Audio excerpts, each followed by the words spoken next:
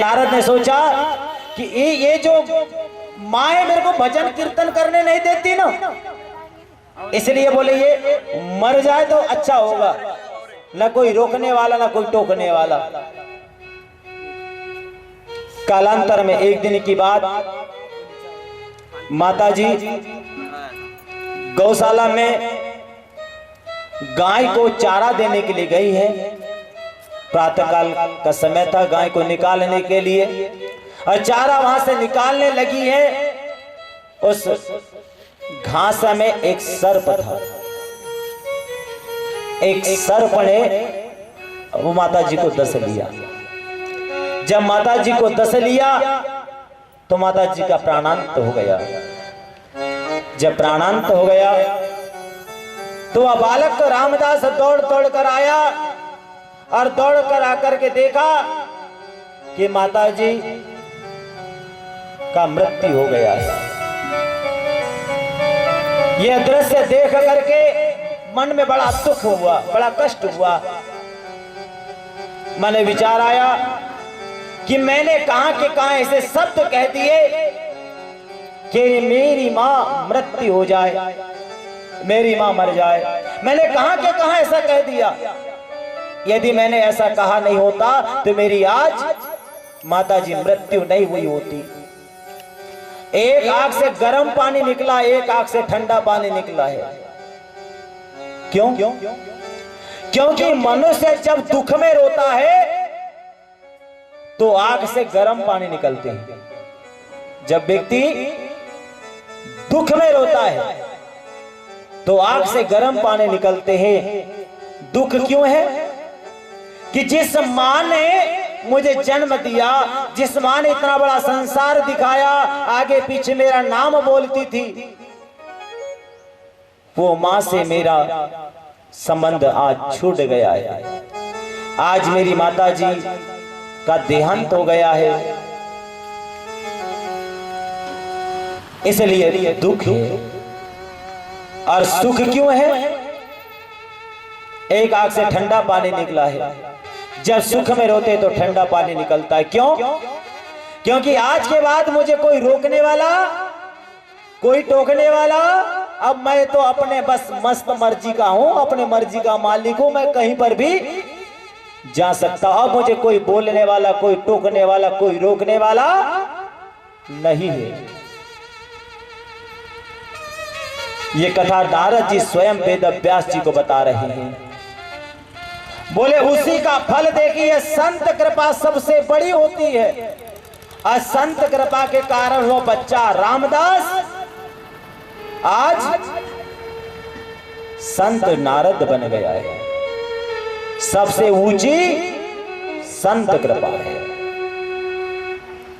वेद व्यास जी के दिमाग का ताला खुल गया है और वेद व्यास जी ने 18वां पुराण जो है वह श्रीमद् भागवत है, जिसमें 7 शब्द लगे हुए हैं और चलता 7 दिन है। श्री मद, श्री मतलब अपने पास यदि श्री मतलब धन, कोई पद यदि मिल जाए तो अभिमान मत करो। है प्रभु इच्छा, है हरि कृपा, वो ठाकुर की कृपा, उसका अभिमान मत करो। लक्ष्मी को कभी पत्नी मत मानो। लक्ष्मी केवल नारायण की पत्नी है। यदि पुत्री मानकर पूजोगे तो वो स्थिर रहेगी। नहीं तो धन कभी स्थिर, कभी धन देखने आता है, नहीं तो दिखाने आता है, नहीं तो कभी कभी सब कुछ ले जाने के लिए भी आता है। मद का मतलब होता है अहंकार। कभी अहंकार मत करो। जीते जी तो अहंकार मत करो। भागवत जी की 2 बात विशेष ध्यान रखना चाहिए। यदि मनुष्य जीवन में आए हो 2 चीज अवश्य होनी चाहिए। एक, जीते जी स्वाभिमान, स्वाभिमान नहीं छोड़ना चाहिए। भले प्राण निकल जाए, स्वाभिमान नहीं छोड़ना चाहिए। और अभिमान कभी करना नहीं चाहिए। कितना भी हो जाए अभिमान कभी नहीं करना चाहिए। और स्वाभिमान जीते जी छोड़ना नहीं चाहिए। नहीं छोड़ना चाहिए। भा का मतलब होता है भक्ति, ग का मतलब होता है ज्ञान, व का मतलब होता है वैराग्य और त का मतलब होता है त्याग। संघर्षण से सुख और त्याग से ही सुख की प्राप्ति होती है। इस प्रकार से संत नारद जी ने ज्ञान उपदेश कराया और वेद व्यास जी ने श्रीमद् भागवत ग्रंथ की रचना करी है। अब श्रीमद् भागवत ग्रंथ की रचना करी है वक्ता के रूप में जो 12 वर्ष मातृ गर्भ में रहे हैं, ऐसे सुखदेव मुनि वक्ता भी मिल गए। लेकिन संसारियों को बोलने को क्या जाता है? संसारी लोग कहेंगे कि ये अपना बेटा इसलिए भागवत दे दिए, दूसरे को क्यों नहीं दिए? इसलिए सुखदेव महाराज जी की परीक्षा होनी चाहिए। वेद व्यास जी ने विदेहराज जनक जी के पास भेजा है सुखदेव की परीक्षा लेने के लिए। और सुखदेव जी की परीक्षा लेने के लिए राजा जनक क्या पहुंचे? विदेहराज जनक। और जनक जी से कहा, महाराज श्री ध्यान देना, मेरे बेटे की अच्छी परीक्षा लेना, क्योंकि भागवत करने का अधिकारी कौन?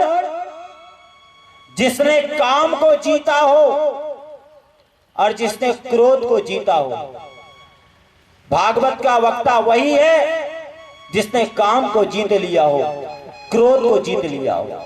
मेरे बेटे की अच्छी परीक्षा लेना, छोड़ मत देना।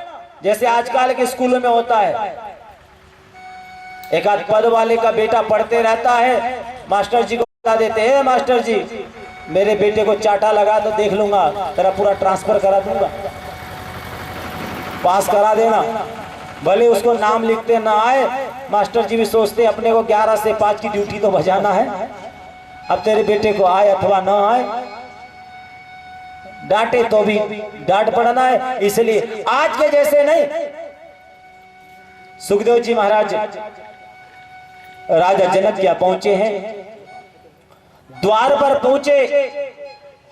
गर्मी का दिन है, तड़पती हुई धूप है, ऊपर भी गरम, नीचे भी भूतल गरम है। नंगे पांव द्वार पर खड़े हैं। द्वारपालों से पूछा कि महाराज श्री है, हम मिलना चाहते हैं। बोले हाँ है, हम पूछ कर आते, तनिक यहीं रुको। काफी देर तक, दिन के 12 बजे से लेकर संध्या काल तक द्वार पर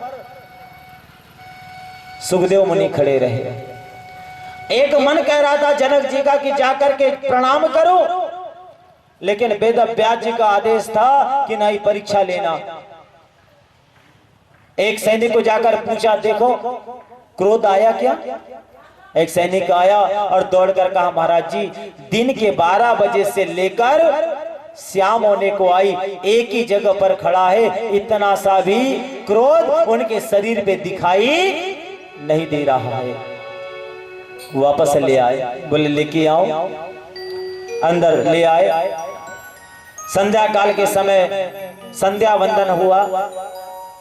कई प्रकार का व्यंजन बना है, कई प्रकार का पकवान बना, और नव युवती या सुंदरी वहां पर उनके आलिंगन करने के लिए उनके आजू बाजू बैठा दिए। लेकिन सुखदेव मुनि का मन जिसमें रम गया है, ऐसे ठाकुर, वो ठाकुर जी का ध्यान कर रहे हैं। फिर बहुत सारी कामिनी, बहुत सारी युवतियां वहां पर देखते रह गई, लेकिन इतना सा भी विकार सुखदेव जी के मन में नहीं आया। क्योंकि मैंने पहले कहा, आंखों से हम जैसा दृश्य देखते हैं वैसा हमारे मन के ऊपर प्रभाव होता है। और आप सबसे एक अनुरोध है कथा के माध्यम से, अपना जो दरवाजा होता है, द्वार होता है, उस दरवाजे पर घड़ी न लगवाओ। उस दरवाजे पर चित्र विचित्र वाले चित्र न लगवाओ, पोस्टर न लगवाओ। जो घर का मुख्य दरवाजा है उस पर किसी देवी का, किसी देवता को, आपके जो इष्ट होंगे उनका एक तस्वीर लगवा दो। क्योंकि आते बराबर आने वाले व्यक्ति को लगे कि मैं किसी के घर नहीं जा रहा हूं, उसका मन तुरंत लगे कि मैं मंदिर जा रहा हूं। दरवाजे के ऊपर घड़ी नहीं होना चाहिए, वैसे वास्तु दोष में आता है। यदि दरवाजे का यदि मुख्य द्वार है तो 9 अंगुल वाला एक स्वास्तिक बना देना। यदि स्वास्तिक बना दिए तो आपका वास्तु यदि दोष हो तो वो दोष दूर हो जाता है। और एक अच्छा सा आपके जो इष्ट होंगे, जो देवी हो, गोविंद हो, जिनको आप अपना इष्ट मानते हैं, पूजा आप सबकी करो, लेकिन अपना इष्ट एक बना लो। इष्ट अपना एक ही होता है, जिनको आप सच्चे मन से, सच्चे हृदय से, चाहे सुख में, चाहे दुख में, चाहे चलते हुए, चाहे सोते हुए, चाहे जागते हुए, जिसको आप अपने हृदय में बैठा लियो, वो एक होना चाहिए। वो एक कौन कहलाता है? आप सबका इष्ट कहलाता है। बोली इष्ट देवता की जय जय श्री। इष्ट देवता, आने वाले व्यक्ति को लगे कि मैं किसी के कहां जा रहा हूं, मैं घर नहीं जा रहा हूं, मैं मंदिर जा रहा हूं, देखने के बाद उसका मन तुरंत परिवर्तन हो जाए। सुखदेव मुनि का मन गोविंद में लगा हो तो काम की इतनी सी भी विकार उनके शरीर पर नहीं आई। रात्रि का समय व्यतीत हुआ और विदेहराज जनक जी ने कहा कि तुम्हारी तपस्या पूर्ण हुई, अब तुम सक्षम हो गए, मैंने तुम्हारी परीक्षा ले ली है। सुखदेव महाराज जी ने राजा जनक को प्रणाम किया है। प्रणाम करके वेद व्यास जी के पास आए और पिताजी से कहा, पिताजी अब वो ग्रंथ मुझे दो। ओ 12 स्कंद वाला, 12 स्कंद 18,000 श्लोक है, जो 12 स्कंदों से भरा है और 18,000 श्लोक, एक एक श्लोक जो मंत्र है उसको आप मुझे दे दीजिए। और वेद व्यास जी ने वह ग्रंथ श्रीमद् भागवत ग्रंथ राज सुखदेव जी के हाथ में दे दिए। बोलिए सुखदेव जी महाराज की जय। अब सुखदेव जी महाराज के हाथ में ग्रंथ आ गया है, लेकिन वक्ता तो सुखदेव महाराज, लेकिन श्रोता, इसके लिए अपने को कथा में चलना पड़ेगा। महाभारत की कथा आती है, सर्वप्रथम महाभारत की कथा यहाँ पर आती है। लोग कहते हैं, कभी कभी एक माता जी हमसे पूछती हैं, गुरुजी घर में कौन सा ग्रंथ रखना चाहिए, घर में कौन सा ग्रंथ रखना चाहिए गुरुजी, रामायण रखेंगे कि महाभारत रखेंगे जी, कौन सा ग्रंथ रखना चाहिए? मैंने कहा माता जी चाहे रामायण रखो चाहे महाभारत रखो। नहीं जी, के कौन सा? आप जो कहेंगे हम वो ग्रंथ लाएंगे। मैंने कहा माता जी आप क्या रामायण है? बोले हाँ जी रामायण तो है। कितनी बार पढ़ते हो?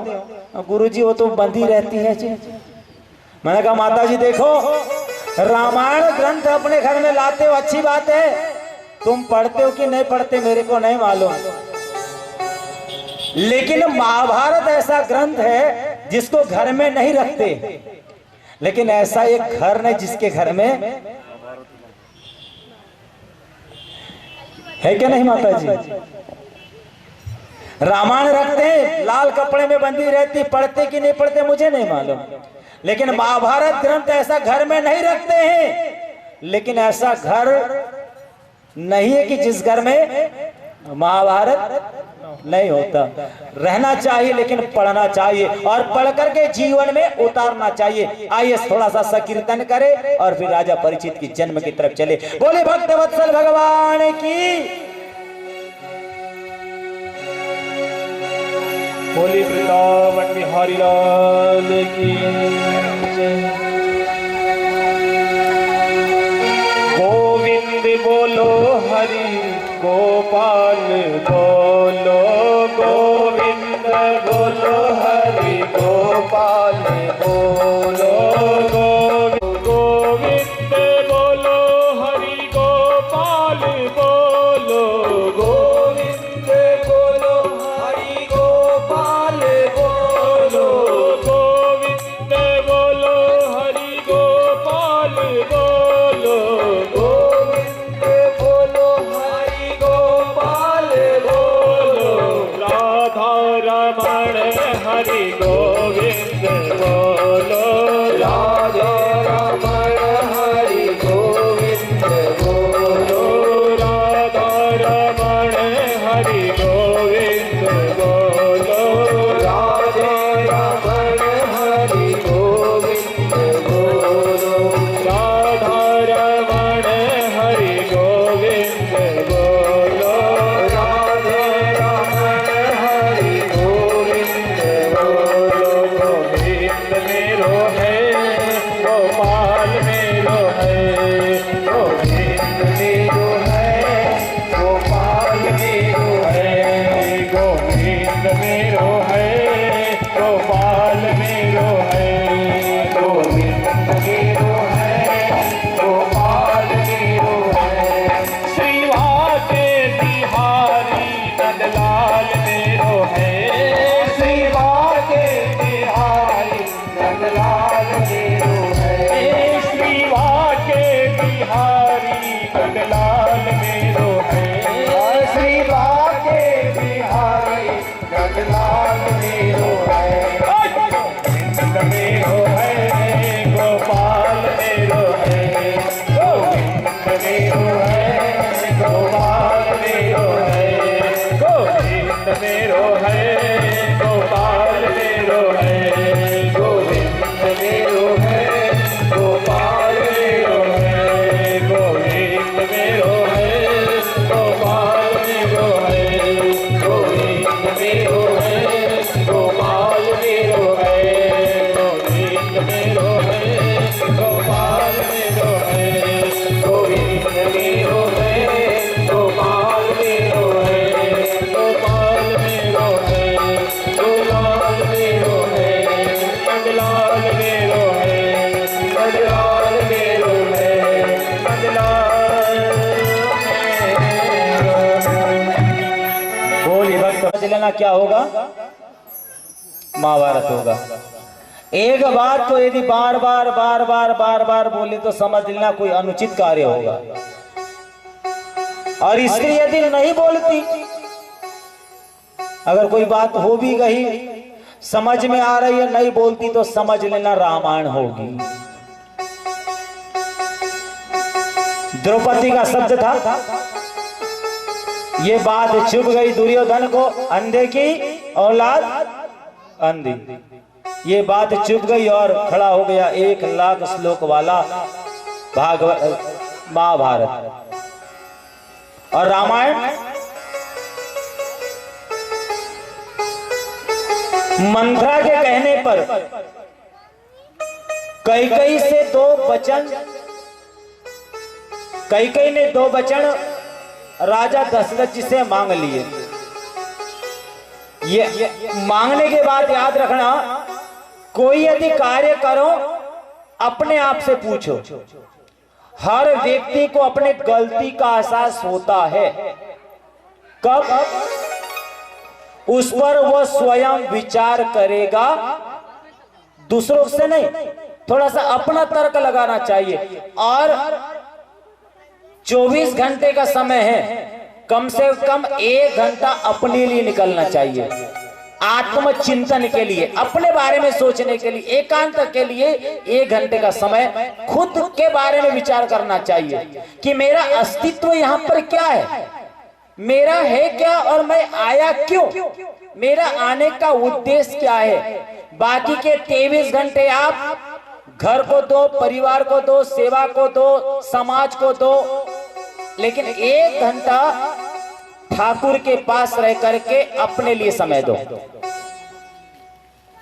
और पूछो। उसी प्रकार माता कैकेयी आवेश में आकर के, मंत्रा की बात में आकर के 2 वरदान राजा दशरथ जी से मांग लिए। राजा दशरथ जी देने के लिए नहीं नहीं कहते हुए देने के लिए तैयार भी हो गए। लेकिन जब कैकेयी ने विचार किया कि मैंने ये उचित किया, क्योंकि राम भरत से भी ज्यादा प्रेम, राम माता कौशल्या से भी ज्यादा प्रेम माता कैकेयी को करते थे। राम जी को भी लगा कि ये माताजी अपने मातृ वात्सल्य में आकर के कहीं मुझे जाने से रोक न दे।